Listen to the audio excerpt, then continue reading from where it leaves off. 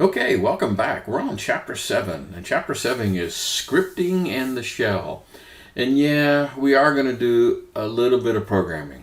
I don't dwell on that too much, but yes, we're going to do a shell script.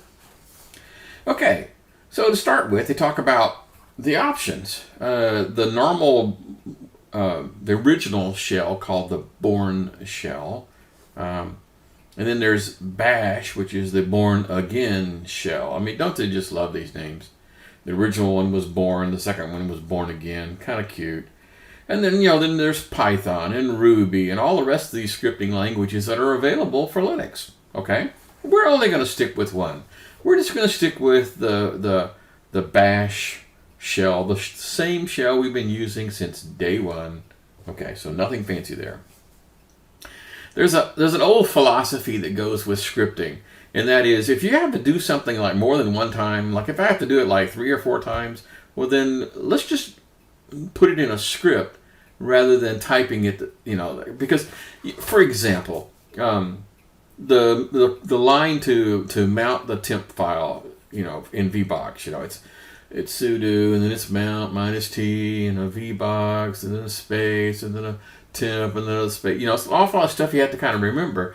Well, why not just create a shell script that says mount temp, and then you just do sudo mount temp, and doink, it'll do its thing. That way, you won't ever screw up. So if you're doing things that are kind of sort of scary or complicated or things that you can't remember, put it in a script. That way you don't have to remember. Cool. All right.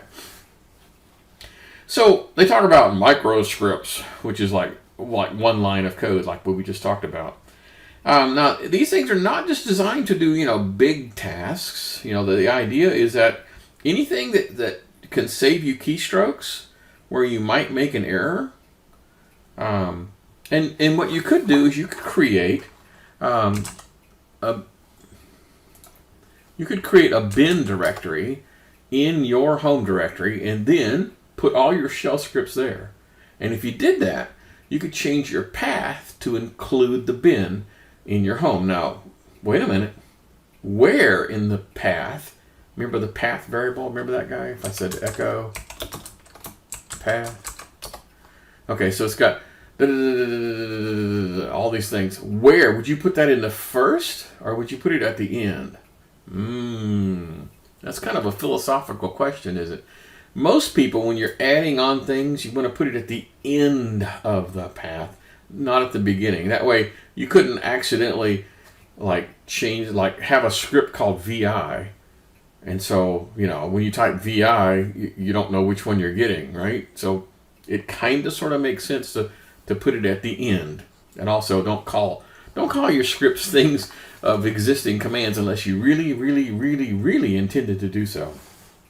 Okay. There's another way you can do this. You could do, instead of using a shell script, you could use what's called a function. And the functions happen inside the script. Remember how when we did the set command, we got all this stuff, and to include all those functions? Okay, that's what we're going to do today. We're going to type all that kind of stuff to make that work. But the point here is, yes, you could do it as a function, but to tell you the truth, we're not. Okay, we're not going to do that. It's okay, but it's not portable. In other words, no one can get to this except you. And if you wanted to spend the time to make a magnificent shell script, maybe you want to give it to somebody or share it with somebody else. Can't do it this way. So one of the philosophical questions early on is, why are we learning all this?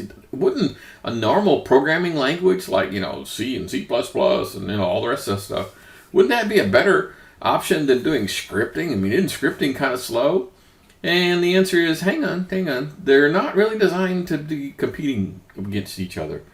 Scripting is everywhere. I mean, everywhere. Not Born shell scripting or Born Again scripting, but just in the big picture, scripting as a whole. For example, Microsoft Office uses this Visual Basic script, a VB script thing, where you can write scripts and macros and things, so you can do scripting inside Microsoft Office. Adobe products they use kind of like their own version of JavaScript.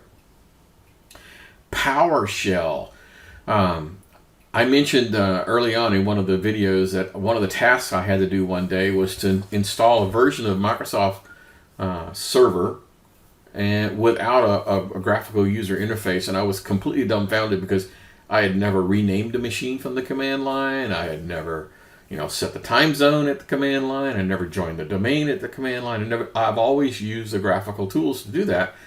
But PowerShell is the name of the scripting language that Microsoft uses. It's very powerful. Basically, anything you can do in a Microsoft environment, you can do in PowerShell. Okay, so yes, scripts are kind of sort of important. Okay. A lot of people think that scripting is somehow, a second-class citizen because, I do my programs in Ruby and I don't mess with those scripts.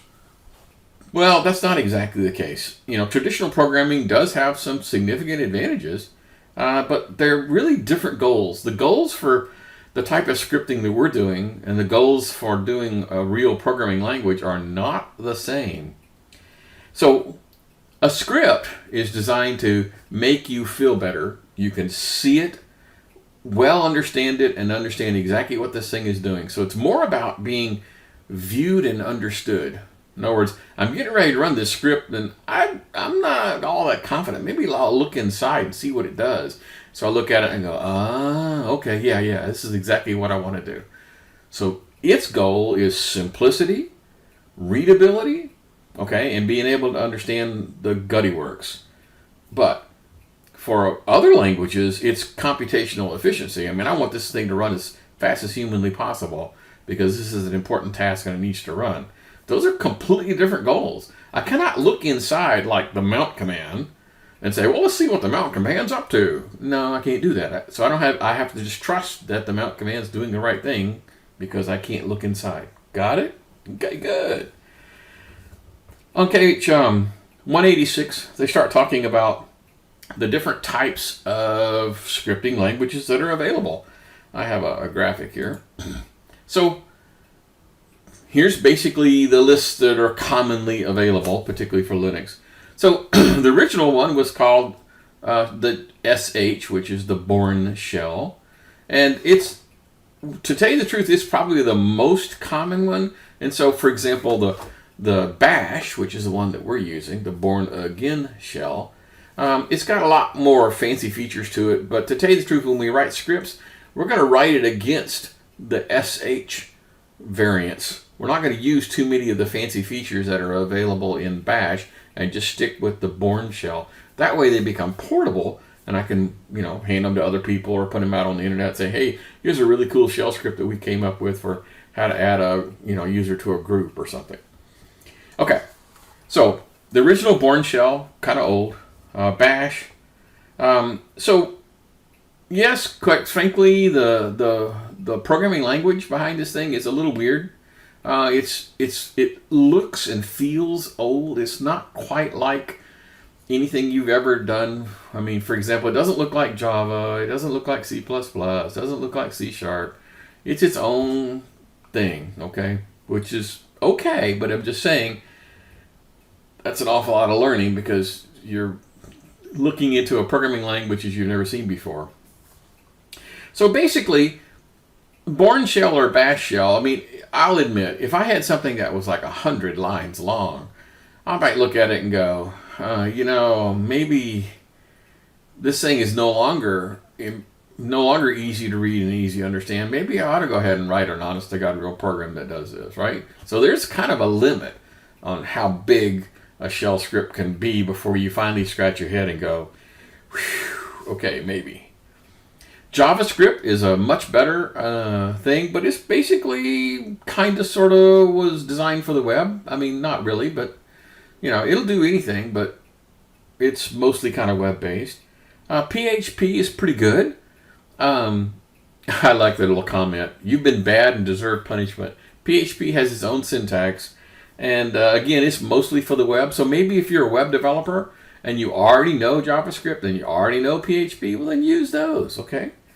Python, much better. It's a more modern thing, okay? Python is much, much more modern, but its syntax is even more bizarre. And then Ruby, which is pretty decent. Ruby is a heck of a lot newer than some of the others. And it's a general purpose scripting language and does it really well. So basically, here it boils down to this question. Let's say I needed some sort of third-party libraries to put into this.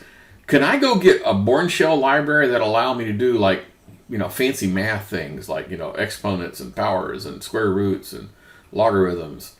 No. But can I get one of those for JavaScript? Oh, yeah. Python? Yeah. Ruby? Yeah.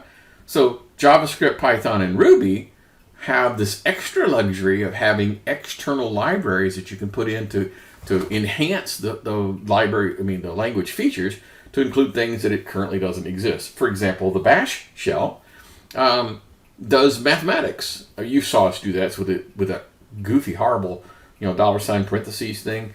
But it only does integer math. I mean, if I wanted to add 5.2 to 1.7, it's going to say, I don't know how to do that, which is kind of weird, right? Okay.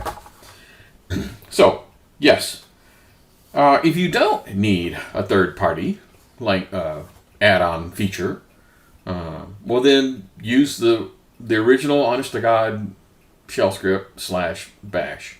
Okay. All right. So on page 187, they start talking about the basic guidelines for how you should write a program. And so here's basically how it works.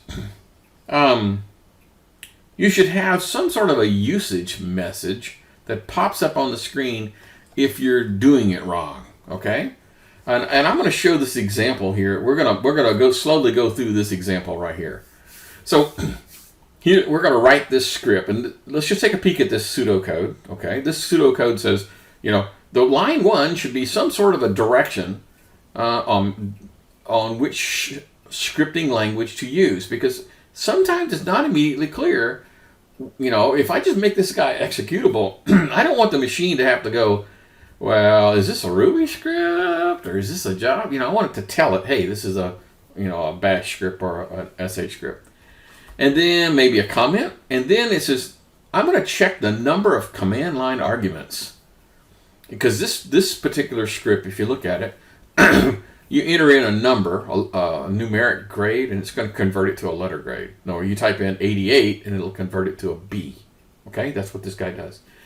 But if you just typed in the thing without any arguments whatsoever, it's going to come back and say, I don't know what the heck you're talking about. Or if you put in too many arguments, it'll come back. So one of the things talks about print a usage message on the wrong number of arguments. I'm expecting 1 and exactly 1 argument on this shell script. And so if I don't get that, then I'm going to print out a usage message that says, hey, this guy really requires just one parameter. And then I'm going to exit the application. Boom.